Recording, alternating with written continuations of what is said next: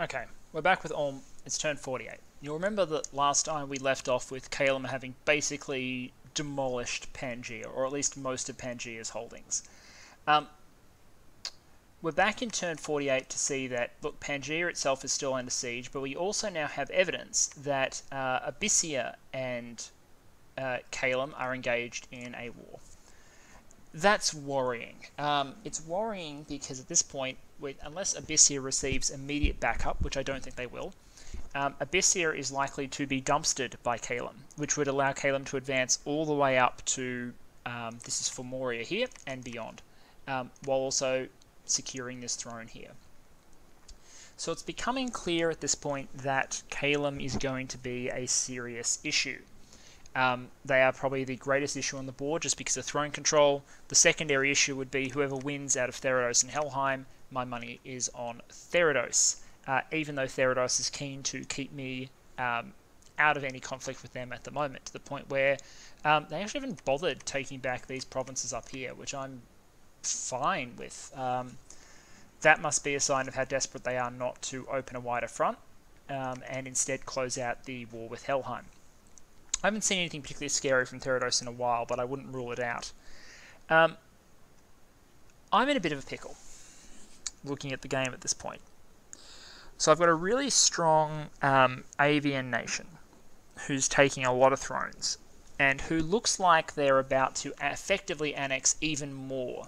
A significant share of the entire map is Calum at this point. They have Tianqi, they have Calum, they have Pangaea. They're in danger of sweeping up a lot of what used to be the Niflheimish territories as well. And if they eat Abysia, they'll get Abysia and Femoria. That's going to be difficult to stop. So I had a bit of a strategic check-in.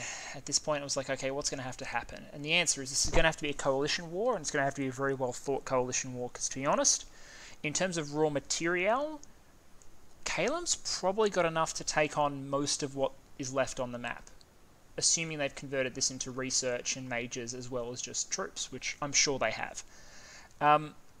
So the people I'm approaching for the coalition are those nations that border Calum, see which way the wind is blowing, and might be able to assist, but at the same time are not so threatening themselves that I'm worried about them. So for example, I'm not engaging Therados, for example. Sorry, I got chopped off there, and I may get chopped off again. So I'm not going to ask Therados, for example. The threat should be apparent to them. I'm not going to engage with them. But Dalmatia is a nation that, while relatively small, is going to have a lot of punching power relative to their weight. Yomi's larger. Yomi is a large nation with a larger land holding. They even hold some thrones. Two right here, right on the Calum border. So they're going to be, I think, easy to convince because they're the obvious next step, right? Them being attacked by Calum would be one way Calum could instantly end this game. And I hope that these thrones are heavily garrisoned. But this one appears to be empty. Let's go have a look. He says to his past self. I hope that's what I'm doing. I hope I'm moving these scouts onto these thrones to have a look. So if I can enlist Yomi and Dalmatia for a concerted push, that would put pressure on this flank, it would put pressure down here, and then it would be up to me to put pressure on this side, the former Abyssian lands, and also up here where we border them. And then finally Varnheim, who is in the centre of Calum's operations, and has some ability to project power.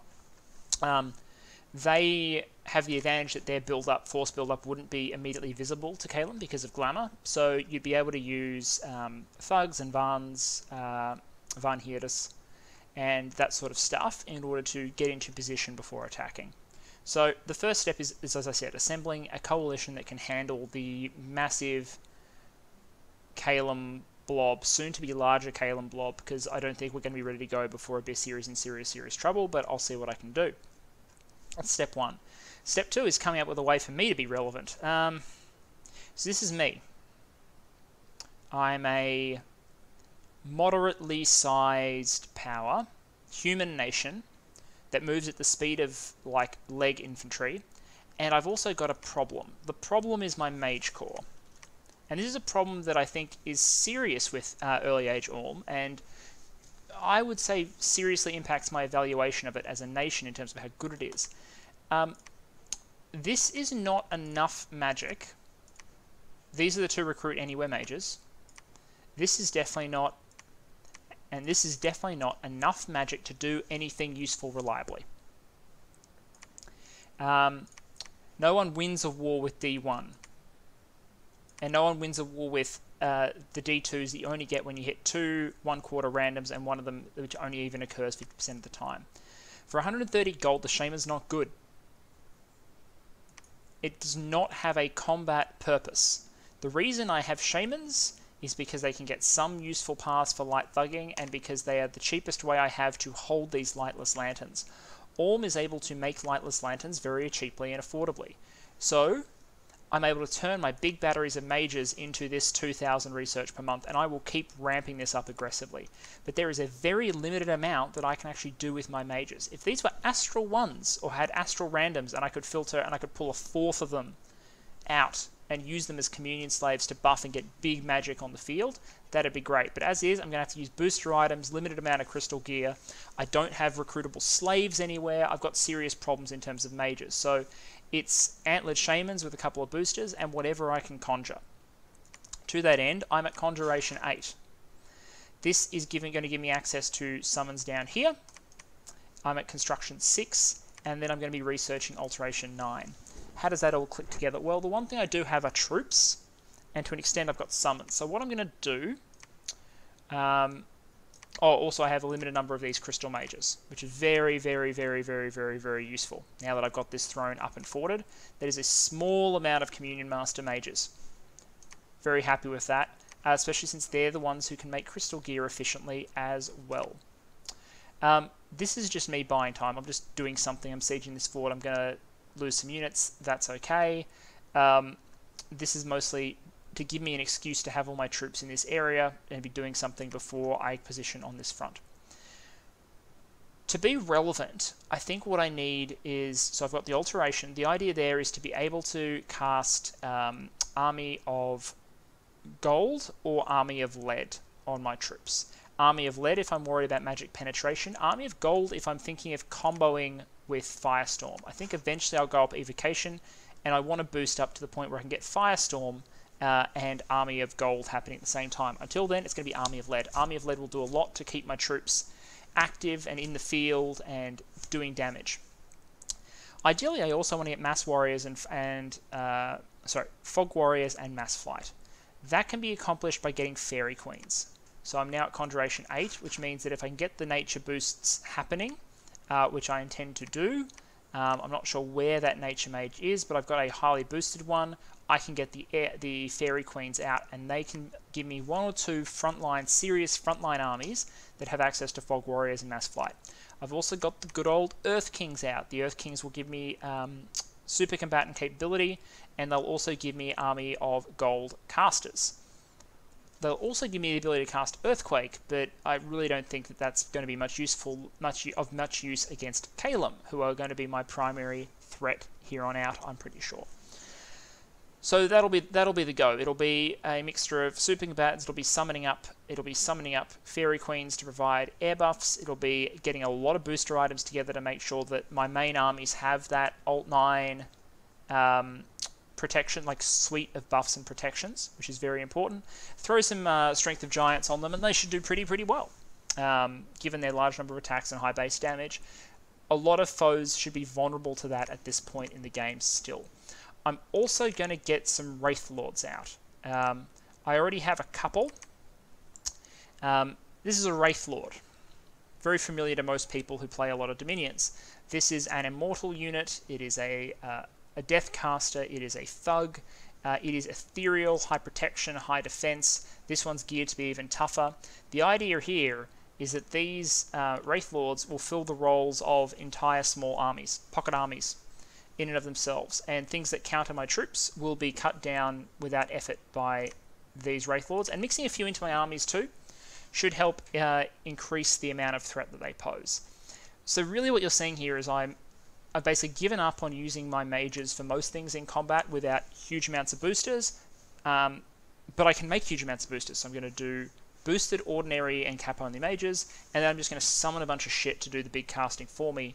Because I got gems, I don't have mages, and I have troops. That to me screams conjuration into buffs, which is exactly what I've got unlocked and what I will continue to unlock before we go into battle.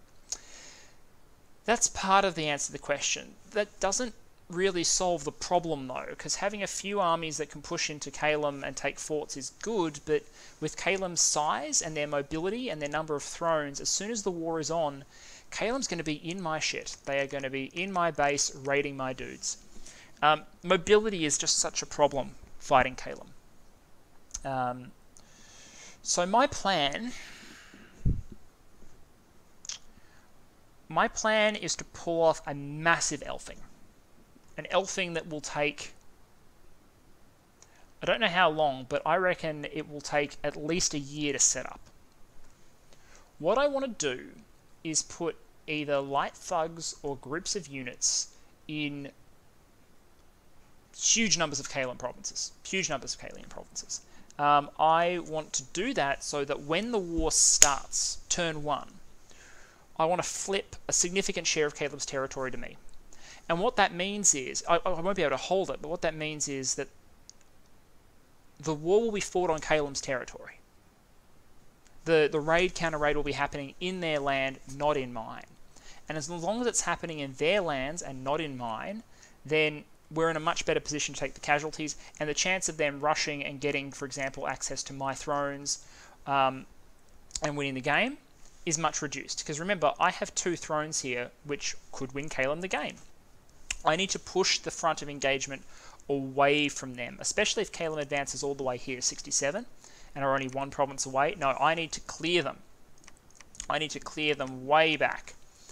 So that's a risk, but if you look at it and you're like, and this is not an unusual situation for people in Dominions, I imagine. If you find yourself going into, this is the late, middle, early, late game. I just have unusually high research for this stage of the game because I'm Ulm, which means lightless lands, and large, very, very, very large numbers of them, and I've been trading to keep the fire gem stock up. If you're a middle actor, and there are some clear powerhouses, and this game has powerhouses that are much bigger and more powerful than me. I am not competitive with Calum in any way, shape, or form, and I'm probably not competitive with Therados either, and they're probably not the only ones that would beat me in a stand-up fight. First step, find some friends who you can make common cause with, and second, come up with something, a trick, a gimmick that you want to go with in order to at least give yourself a chance. Don't just sit there waiting for death to come to you. Don't just sit waiting for the birds to arrive and say, my throne's now. See it coming and be prepared to act. So we'll jump forward a couple of turns and talk about my ongoing preparation. Okay, I've jumped forward to turn 52, and the big guys are really making their presence felt at this point. Calum has taken Ermorian, which means Abyssir is pretty much out of the game. With Abyssir's permission, we are vulturing 67, Silver Wall. We have a huge number of troops at the front, along with our Earth Kings. The reason we're doing that is we're going to take the province, and then all of these troops that were involved in the siege are going to disappear, and they're going to start movements forward. At the same time, you can see I've started to move my long-range thugs to the front. I'm making more of them. Gem income to support that is kind of there. Research has almost hit Alteration 9. Alteration 9 will give me access to this Army of Gold, Army of Lead combo, which will hopefully keep my troops alive when I go into battle in a big way. Now, it won't protect me from Wrathful Skies and things like that. I'm going to need other spells just to stay even, but at the same time, immunity to conventional weapons is immunity to conventional weapons, and if I can pair it with things like Mass Flight, battle should be over relatively quickly as the Ormish troops are indestructible and land in the back line. Then we're going to jump up Evocation, get some battlefield support magic, and maybe some big Evocations going at the same time. I'm still going through the process of boosting up magic in a couple of areas. You can see odd forging combinations and weird access things going on. Basically, as I try and ratchet my way up towards big and interesting things. I'm not the only one doing it. So there's an Air Queen. So you know Therados is at Conjuration 8 and putting out Elemental Royalty. Of course, that also means Conjuration 8 Telkhines. So Theridos will be turning their water gem stockpiles into Telks and creating elemental royalty at the same time, with Helheim being pushed back, I presume, off the back of these sort of heavy late game summons, which is something that can happen, right? If someone transitions and you're not ready for it, you can be pushed. At the same time, Calum is gone from absolute strength to strength, but my coalition is pretty much ready to go. So Yomi is prepared to move in, Saramatia is prepared to move in on a timeline that we're hashing out, and my plan is pretty much set. What I am planning on doing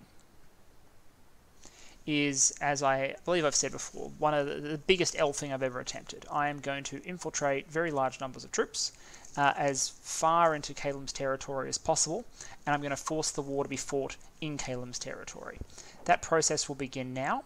I'll have to handle the timing around that very carefully, and I will have to not get caught despite the fact I'm patrolling birds. So what I'll be using is individual scouts or very small groups, things that are deniable. I'll move them in ahead, so in the way I'm going to do here, this will come down here.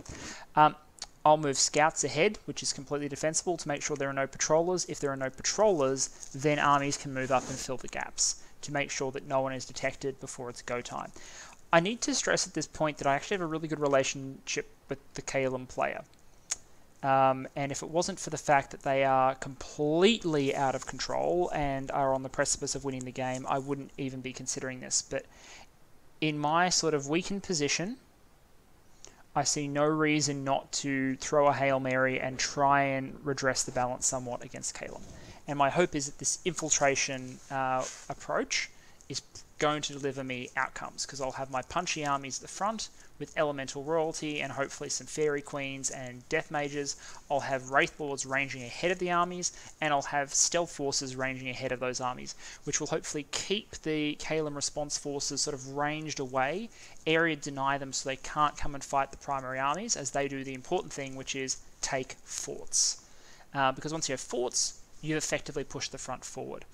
This front on the up here with former Tirnanog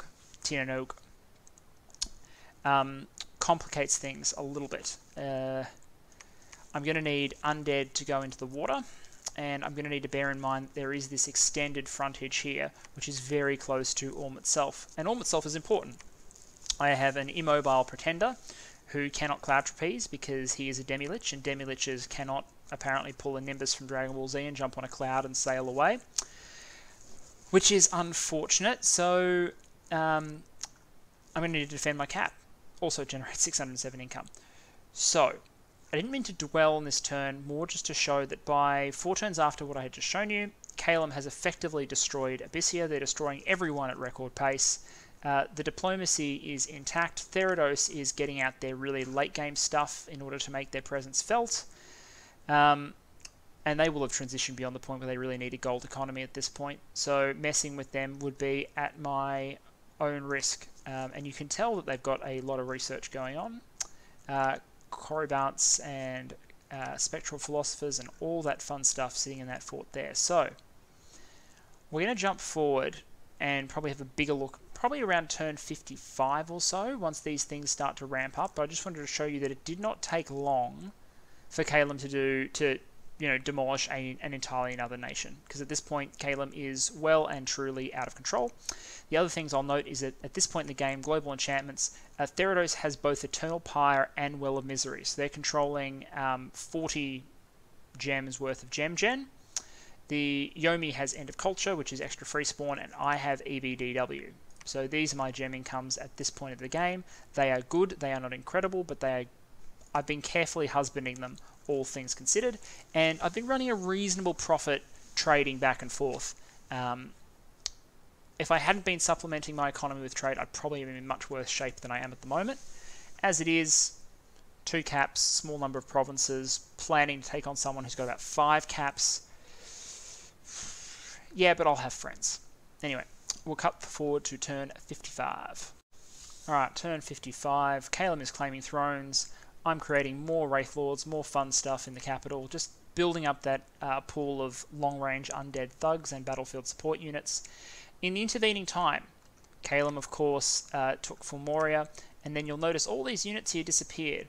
Not the key mages that'll be part of the big push or anything like that, but all the troops disappeared. The troops disappeared because the troops are now... where are the troops? They're over here in Bergamum, and they're over here in Ghent. This is 4 groups of infiltrators. This is 1 group of infiltrators. There's a flying assassin who'll find a nice target before we go to war. These are the scouts I was talking about who go in first to determine where the patrollers are, so armies can move safely to avoid detection. My infiltration route, by the way, has been to come in through these provinces, so these guys are hidden. And most of these troops on this fort are hidden too. Is because this fort is going to have patrollers, I'm going to come in through Bergamum and work my way into the inside. The throne will probably be patrolled. Got to get this scout onto that throne first before I move anywhere near it. Probably going to encircle the throne, turn all of this area hopefully into a denied zone, and then push as far into this main area as possible. Draw a perimeter around this throne, just in case we need to deny them at the last moment. Yeah, certainly complicating my thinking in that regard. So that's the situation there. I also want to note that Theridos has put up Gift of Health. That means Tartarians.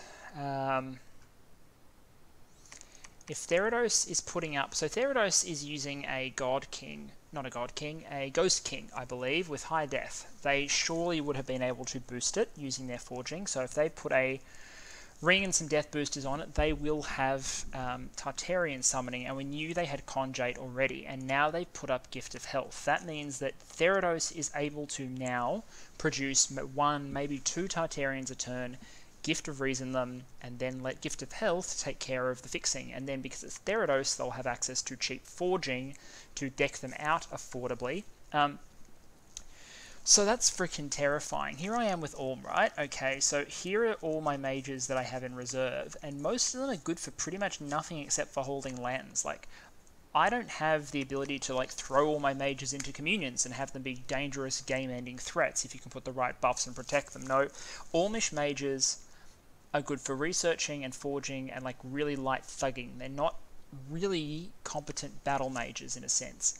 People will comment and tell me that, oh, you can do this and this. Yep, maybe you can do this and this, but they're nowhere near as effective as what most nations would expect out of their standard recruit anywhere more than 100 gold mage. There are 60 gold mages in this game that are better. So Theridos is clearly now emerged as a threat. They have the Death Gem Generator. They have a spell that lets them turn Death Gems into Tartarians, and they have a spell which turns Tartarians into competent super combatants, and they have forges that let them equip them.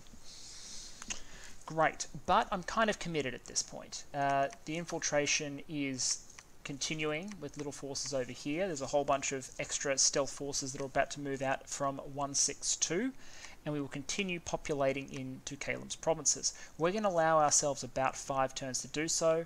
It's about how long our allies need to get into position as well. I believe Calum's next target is going to be Varnheim, which is... like, it's not ideal. We don't want them to eat more territory, but there's not really any thrones in Varnheim, I believe, that would be strategically significant. The real danger would be an attack on Yomi, where these thrones on the borders are clear targets. Yomi is, by all accounts, rushing stuff there to garrison, and I believe they're protected by a nap, but if I was to cite one great fear, it's that Calum would successfully now rush Yomi before Saramatia and I were in a position to respond. I fully expect now that with those powers, Theridos will beat Helheim. Helheim has been much reduced, but I'm not going to stab them in the back yet. I'm going to honour my agreements with Helheim as long as possible, and hopefully they can delay Theridos. So I'm now in a position where not only do we need to, and I say we, Yomi and Saramatia are not particularly strong. Neither am I. I'm probably about as large as Yomi, I would guess. We need to beat Calum, which is this. So we need to beat that. Oh, and they're big. We need to beat that blob, and then have enough time to turn around and beat Theridos. before Therados can win the game. Because what Therados can do, strategically, is they can kill Helheim, and then they can thrust into like AI Utgard. They can take Yomi in the back, because Therados extends out to here. They can take Yomi in the back and then sweep into Calum from the other direction, the opposite end of us. So especially if Yomi has suffered some defeats at the hand of Calum, they're going to be vulnerable to a Therodian backstab. But I don't see an alternative. If we don't attack Calum at some point, and they do, for example, eat Varnheim, then at that point they reach the state where they have so many resources that a coalition at every other nation left in the game probably couldn't beat them. Unless we brought in Therados. But if we brought in Therados, then at the end of that war, Therados will have enough material to kill everyone remaining, and we lose. And we know they have the tech they need to win the game anyway, so their research must be fantastic. So we're limited. We're extremely limited in what we can do. So Operation Tannenberg, I'm calling it, the surprise offensive against Calum. We'll continue planning, and we'll only get one shot. We'll basically get one shot. We can't be detected in the lead-up, which means moving into provinces that aren't patrolled like fastidiously, never moving into anything else.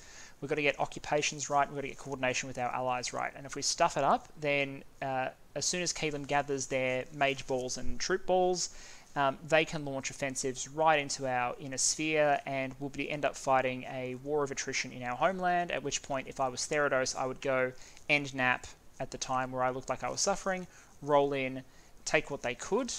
In Therados' case, they'd want to be securing this throne, I imagine, if Calum hadn't already, and sweeping up as much of my territory as possible, which would also make them unassailable, right? Because if Therados takes me, they link this lake, this lake, this lake, and their primary lake with this big area that they can defend with mostly coastal presence, covering most of that land.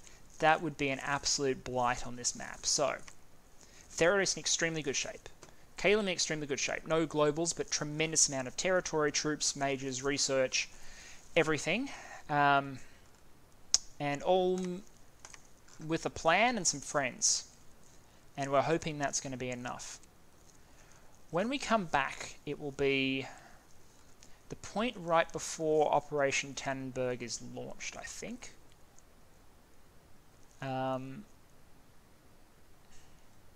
Tannenberg or Teutoburger Wald? I don't know. By the time this video goes up, I'll pick between the two. I know I named it something like that, and it's not in my notes at the time. There's no underlined operation name, but there we go. I'll see you later on, and you can we'll go through the setup of what happened immediately before we pulled the trigger. Okay, it's turn 60, and a couple of things have happened. For one, Calum is on a Helheimish throne. That is a full force of Kalians that he is attacking and will probably soon breach this 250 wall integrity Helheim fort that is defending this throne.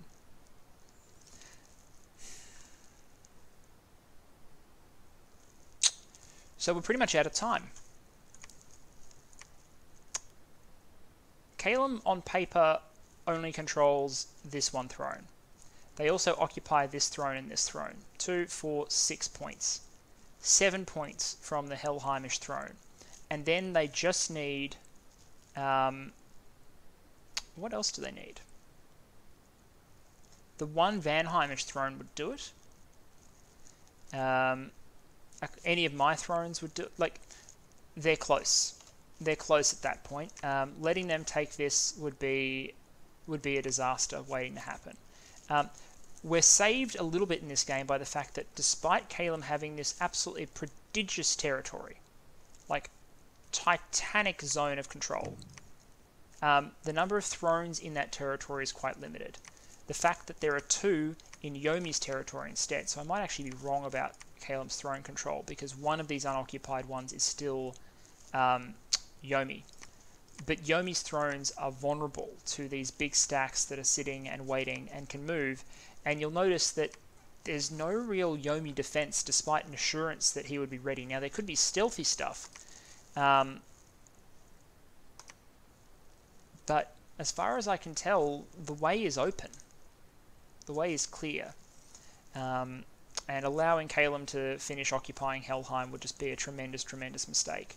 Meanwhile, Therados has, they've got Anthrax, who they've renamed Kalashnikov, out here. They've got all sorts of good stuff at this point. Their global enchantments are still up. We saw a couple of battles. They're deploying things like liches. So like this is not an unusual Therodian army at this point.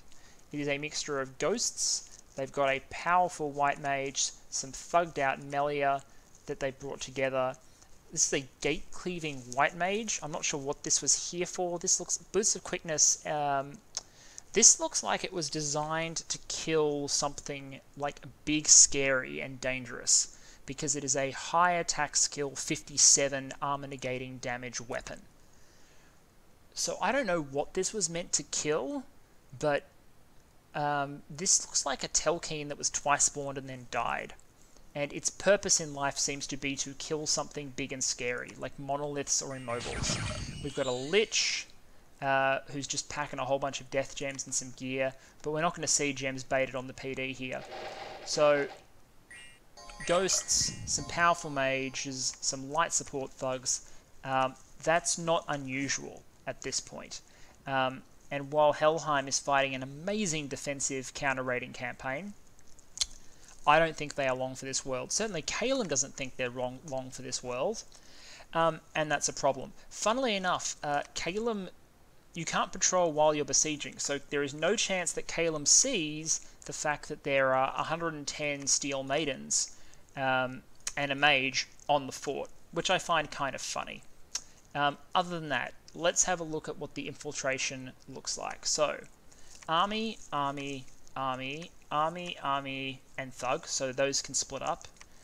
Army and mage, army, army, army, scout, scout, army and assassin, army, army, army, counted those already, army and prophet, which means he'll be really weak at the moment. Yeah, 1 hit point. That was dumb of me. Scouts, scouts, scouts, scouts. So looking at what's happening, particularly keeping an eye on the Yomi border to see what happens there, as well as, you know, not just relying on communication with my ally. Down here, different front. So this sort of area, we've got army. We've got army staged here, so they'll be able to move out and take these 3, while these 2 can advance forward. There's an army here in 153. There's an army here in 185, which is an antlered shaman and some troops, which is nice. Army here in 192, Simri. Army here on 191 near the temple. Army on 182, I think I counted that one already. And then on this front here, lesser, like we've got some troops spread out down south of the fort. So we've got 255 occupied, 245 occupied, 232 occupied. This force is invisible. It's going to have to... So I'm hoping this won't be patrolled and we can lock it down on the turn that we initially move in. And then I think that's it. Yeah. So you can see from those little eye icons that we've got a reasonable degree of infiltration achieved into Calum. Close to 1,000, I think. Might even be slightly more. Ormish units, a number of light thugs and mages as well, and then our primary actual offensive armies. So we've got super combatants stationed here in 67. The goal here will be to lock down Ermorian as soon as possible, but we also need to get down here and stop this throne. Now either Therados is going to do that, and I'll talk to them, or we're going to have to. Because Calum must be kept off these thrones. I'd like to keep Therados off thrones as well, but I'm not sure about the viability of that at this juncture. I can remember this turn. I can remember this turn very well, even looking back. I was bloody nervous. And you'll see next turn why I was bloody nervous. Look, Helheim's even sailing over here, or cloud trapezing to raid. Nosy Rat, if you attack him, he will fight all the way down. He reminds me of Herdalas in a way. He's an absolute master of defensive fighting, and he will make you pay if you attack him. So I think he will lose to overwhelming material advantage, but it won't be for lack of trying. And it certainly won't be for lack of a very strong early and mid game. I just think Therados was able to beat him in research while he fought multiple enemies at the same time, and then has come in with powerful stuff in large numbers. Well, it happens. So we're going to launch our little shock and awe offensive, take as much ground as possible. We're going to take stock, and then move on from there. Our research is now at 3,963 per turn. I have Conj 9, Alt 9, Evo 9. I'm going Thaum 9. Thaum 9 gives me Master and Slave, which would be nifty because I have so many mages that I have enough astral randoms floating around. Not many, but they exist. And when I say astral randoms, I mean, I think my hero, I've got some crystal mages, a couple of indies. Yeah, see down here, I've got my crystal mage core that I built up, and I can boost them. So that'd be cool. There's a lot of other things along the way in Thaum. Obviously now I have Conj 9, so I can do my own stuff in this area as well. I have done one Tarask, I believe, but it was mostly as a meme and experiment, as a way to protest against my growing irrelevance. I don't like feeling irrelevant in a game. No one does really. And it seemed appropriate as a Hail Mary. Unfortunately at this point I believe that Tarask is still a unit, so I will struggle to find it. However, I'm sure it will appear in combat at some point. But I've got some armies. I've got some support units. You can see the presence of really big nature boosted guys paired with geared up and ready to go Earth Kings who will have gems and supports and be ready to go. Got a couple of Fairy Queens, I think 2 at this point, to provide air magic support, which is handy. My armies and my light thugs. I'm also going up the chain. Let me see if I can find where it's happening. Here. So you can see all this stuff is concealed down here. There's 3 Wraith Lords in this province that you wouldn't have known if you didn't scroll down. I have a lot of mages packed here in 162, which is my staging ground. And I'm hoping what's happened is because I've got some undead, right? The number of mages will be uncertain because the undead will be the most common unit, which is good because this is the Ormish. This is the Ormish middle-aged Ormish undead, and they're really good. They're good value. I've got 2 Troll Kings, and then this guy. This is boosted. This is Tygos, the Flame Spirit. Tygos, the Flame Spirit, is capable of doing a couple of things.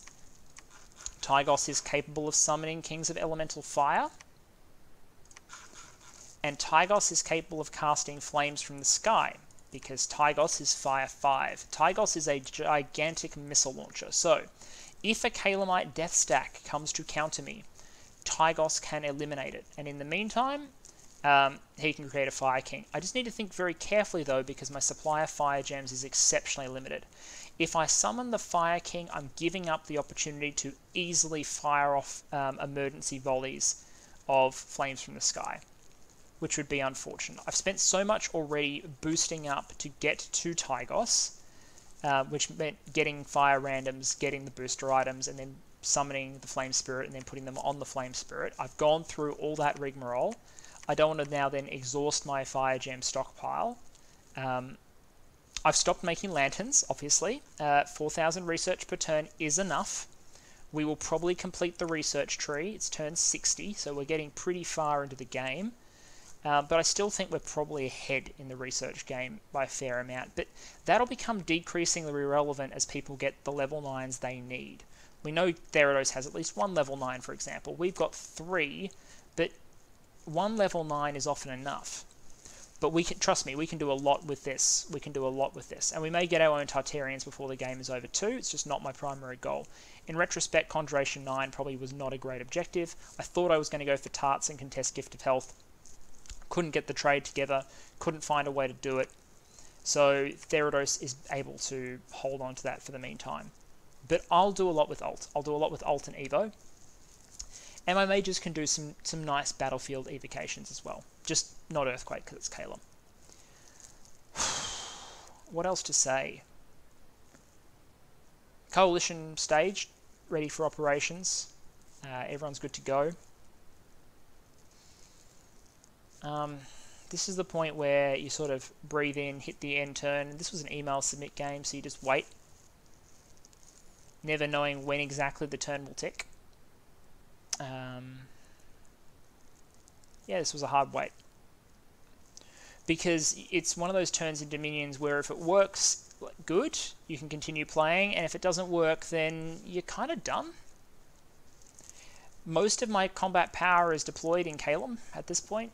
Like, I could hold on, but he could counter-raid me, drive me back. If we all run into a screaming heap, and if this doesn't work, or he sees it coming, then we're in trouble. He'll know I'm coming because I had to end my diplomatic arrangements. So that was a warning that something would be up. I mean, if he's watching, he'll notice that there's freaking Wraith Lords in this water. Who's going to pop out and do something like that?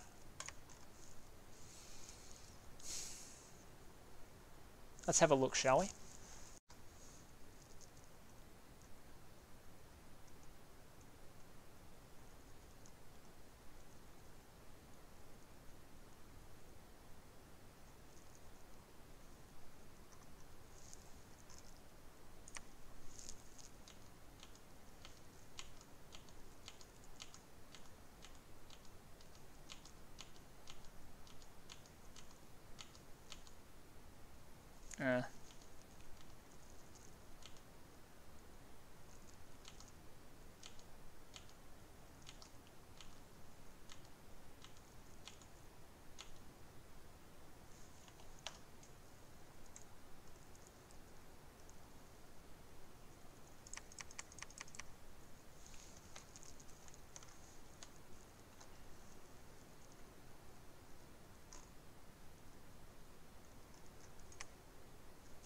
Yomi's gone in.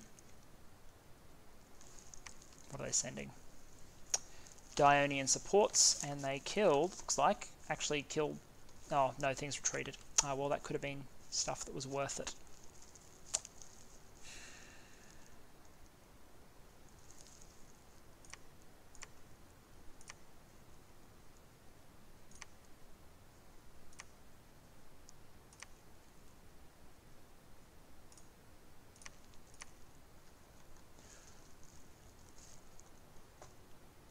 You know, people say there's no feeling worse in Dominion, or very few feelings worse in Dominion than getting elfed.